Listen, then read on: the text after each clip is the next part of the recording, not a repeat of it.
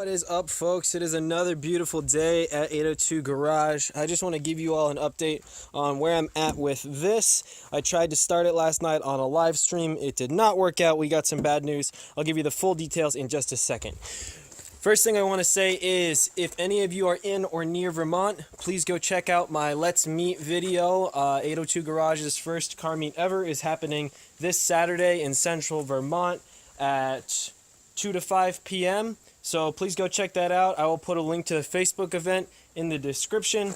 And please say that you're going on that if you can. That encourages more people to come. But generally, anybody is welcome. Family-friendly event. No alcohol or drugs. Please go to that if you can. Next thing is, if you've ever seen my DSM part-out videos and you remember the young boy from that, I know a lot of you have already seen, but please go watch my subscriber tragedy video and help out the family if you can. They lost a young boy to a house fire, and we've all been really broken up about it, and they could really use the help. So please go check out that video and check out the GoFundMe. That video is ad-free. I don't want to make any money off of it. I just want the family to have help if they can. Alright, I just wanted to get that stuff out of the way. So thank you very much, everybody, for your support. As always, just past 1,200 subscribers. That is awesome. I want to put this video out right now so that I can have another live stream later tonight and everybody's up to date. Right now, the footage of last night's live stream is a little bit screwed up, but it should be fixed at some point when I contact Google. So whenever you're watching this, please go check out that live stream if you want to see some attempted and failed starting action on this old beast. It was a lot of fun. Please, if nothing else, watch this video to tell me what you think of the look inside the cylinders. And also, the live stream later tonight is probably going to be, I'd say, at least 7 p.m. or so, but after this video comes out. Thanks. Basically, yesterday I got the fuel tank back into the car with the brand new fuel pump. Checked it all. It works. And I basically used the diagnostic box to jumper the fuel pump and purge the system. So basically, it went in through the fuel filter, went through the entire rail and purged out any of the old gas, got clear fuel out. Basically, the old fuel looked a little bit nasty. And after that, more or less, we just tried to start it. So I just want to give you all an update on what happened with the MR2 live stream last night. So I did try to start it, and this is what happened.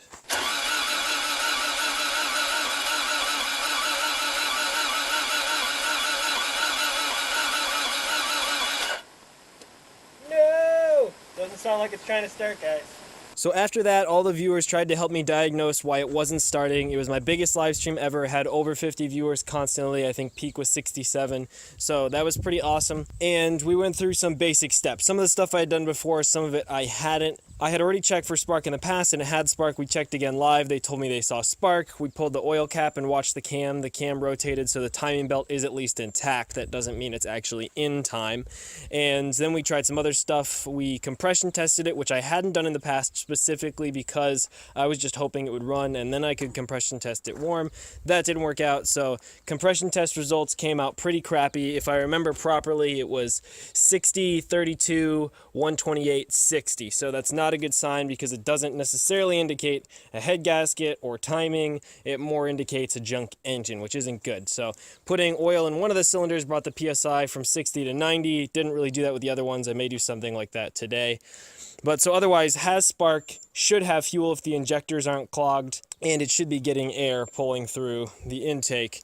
So unfortunately, it seems like this engine may just be junk. But my plan for today is to do a bunch of diagnostic stuff and then have another live stream tonight where we work on it together again. So please join in on that. I don't have an exact time, but expect somewhere between 7 and 10 p.m. Eastern. If you don't have notifications turned on for the channel, just turn them on and then you'll be notified when I start the live stream for sure. One problem I know the car has right now is that I went from somewhere in the realm of 90 to 120 liters per hour stock pump, most likely, and I just put in a 340 liters per hour pump, which most people who get the Chemso fuel pump say it way overpowers the stock regulator, which is this little dinky thing right there, if you can see that. So that's an issue. I did buy an aftermarket fuel pressure regulator for this car specifically because of that. The fuel pressure for this car is supposed to be, I think, 35 to 40 PSI. I'll have to look up the exact number later. So right now it may be spiking as high as 60 plus, who knows what, honestly. And apparently that can also screw up the fuel pulsation damper, which is this little guy on the end, and that can cause other issues too, though I'm not exactly sure why. but that's just what some forum results said, and one of my subscribers, Linchester, was helping me look up potential issues, and that's what a lot of people say. So one plan for today is definitely to measure the fuel pressure and put in my aftermarket fuel pressure regulator to get that regulated, because it could be that it's just completely drowning the cylinders, especially if they're low on compression. Another big issue it may have is that I did mess with the spark plug boots, and I accidentally got them out of order when I put it back together, so they may not be in the correct cylinders. I know like number 1 is right, but the rest of them, it's kind of a toss-up, and we did get a backfire on the live stream last night, like kind of like blew off the intake. I blew the welds on the intake, guys. So that's another thing to check. And I can pull apart the distributor and check in there, but since I'm getting spark, it seems fine, although I will check that I'm getting spark on all 4 plugs before I try to start it again. We did try some starting fluid last night, and while it tried to fire a tiny bit, it really wasn't anything that exciting. So that's basically where I'm at. I want to get this video out as quickly as possible, so maybe the only thing I'll do right now is just a real quick fuel pressure test. Throw that in here, and then I'll do some more stuff. I will be taping it, but I won't get that video out until later, and then I'll see you all in the live stream. Alright, so I did figure out a way to test the fuel pressure. I took out the banjo fitting for the cold start injector, and this is actually an old compression tester, one that you just kind of push into the engine and hold there, and it didn't seal well against the rail, so I got gas everywhere, but I actually just cut off a little piece of fuel hose to use as an O-ring, and if I push really hard, it seals all the way.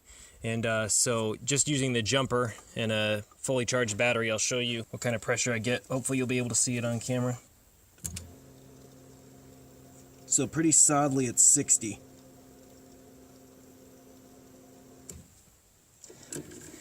And the system does hold a fair bit of pressure. I'm going to let it go down a little bit before I release this thing so it doesn't spray everywhere. So the next thing I want to do is make sure that it is pressurizing while I'm cranking. So I'm probably going to get my stepdad real quick. You can see the fuel sprays out everywhere. Okay, so my stepdad's here. He's going to crank the car while I hold this. Okay, good to go. Okay, good. So it is getting fuel pressure while the car is turning over. That's what we care about. All right, all set. Thank you. So there you go, 60 psi on the fuel rail. Granted, I don't know how accurate that compression tester is, but I pretty much think that that's about right. That's what I was estimating. All right, I just confirmed with the field service manual, and it says stock fuel pressure should be 38 to 44. So I'm approximately 20 psi high. So the next thing I'm going to do is just make sure that all 4 cylinders have spark. I'll get back to that in a minute. It is actually pretty hot out here, and I am sweaty as heck. One sec. All right, so here's my very imperfect looking little test. Wire over here, just connected to the valve cover, and then I have the wire wrapped around all 4 plugs just to make sure they get ground. These are just 4 old plugs from a Legacy. I'm going to try to give you a good view of them, at least partially close the hood and crank. It should be 1, 2, 3, 4, I believe, but who knows.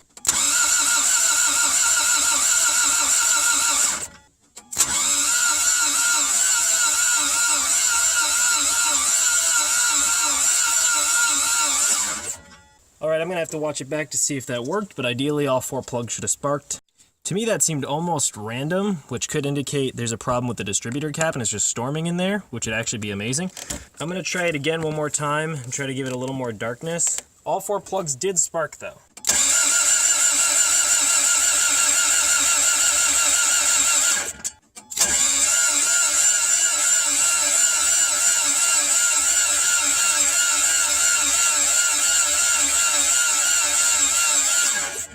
Alright, how'd we do that time? Alright, they're definitely all firing. Seems normal-ish, but I'm going to have to watch it back in slow-mo to actually see what order they were going in. I thought it was 1, 2, 3, 4, which I would think would mean it would fire 1, 3, 4, 2, if I'm not mistaken. Alright, so there is definitely spark. And while I may still check the distributor, I'm going to do that off camera for now. So one of the things I almost forgot to do in this video is put a borescope in each of the cylinders. So I have all the plugs out now, and I'm going to go in there and show you guys what it looks like so we can see what we think. Alright folks, I don't think I've actually gotten a chance to show you this borescope camera yet. I have some footage with it, but haven't been able to edit those videos yet on the gas tank. So either way, just plugs into my phone like that, and y'all are on screen. Gets a little bit trippy here. And it's got a little LED light, so we're gonna see what we can see inside of the engine. So this is cylinder number 1. Oh, totally lied, forgot to finish taking out the plugs. Alright, I had done 2 out of 4. So anyway, this is cylinder number 1. Okay, I see Lots of carbon, lots and lots of carbon. And this cylinder looks like it may be too high up for me to check further. Cylinder number 2. There we go. It's a nice clean cylinder, which is weird. May indicate a head gasket. Definite chip on the edge there, but I wouldn't think that would, like, you know, determine that this was dead. Another chip there.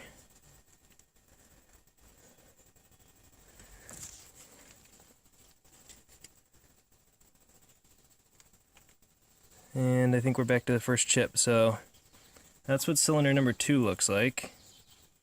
So a few chips. I can't really see anything that would tell me this was dead, but let me know what you guys think. Let's go to cylinder number 3 here. Okay, so this is cylinder number 3. Should give you guys a better look at the piston walls too, the cylinder walls. But I see another chip. That one looks like it's just in the carbon. Sorry, it can be hard to rotate this.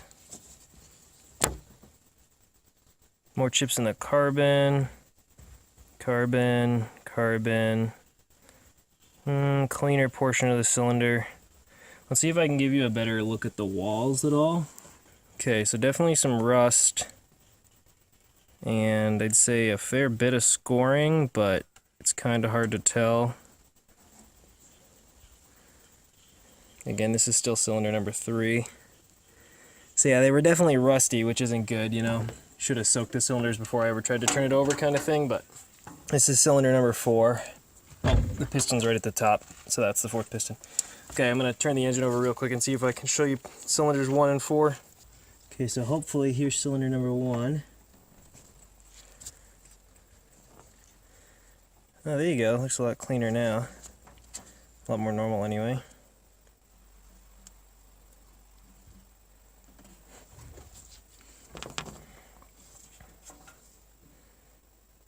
Just gonna take you around the edge here. Getting some carbon cleaned off the edge.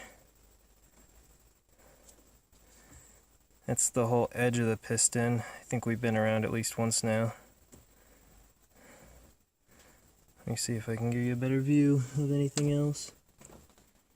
That's the whole piston. Let's see about the walls. I mean, cylinder walls on this one don't look so bad, other than it was sitting there. So, cylinder number 3, I think the walls look the worst so far. Here's cylinder number 4. This is the one I was concerned was the worst, because they had left the plugs out, and this one seemed to get the most water in it.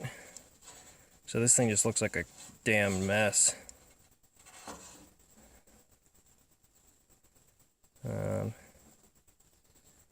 Let me see, I can turn the light down a little bit. But that's not really helping. So, carbon and what looks like maybe a chip.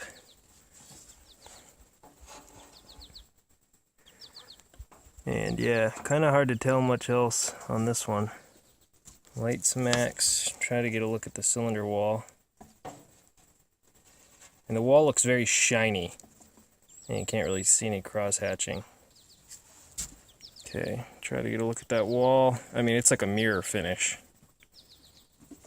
So that's not good. And there's some scoring over there.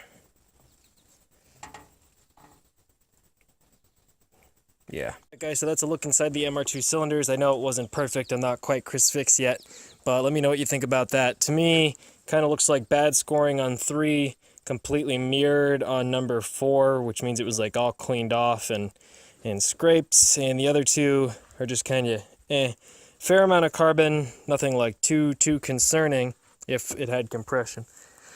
But yeah, let me know what you think in the comments. Just wanted to give you folks an update on this and let you know about the live stream tonight. Plus, remember to please come to my car meet this Saturday if you can make it.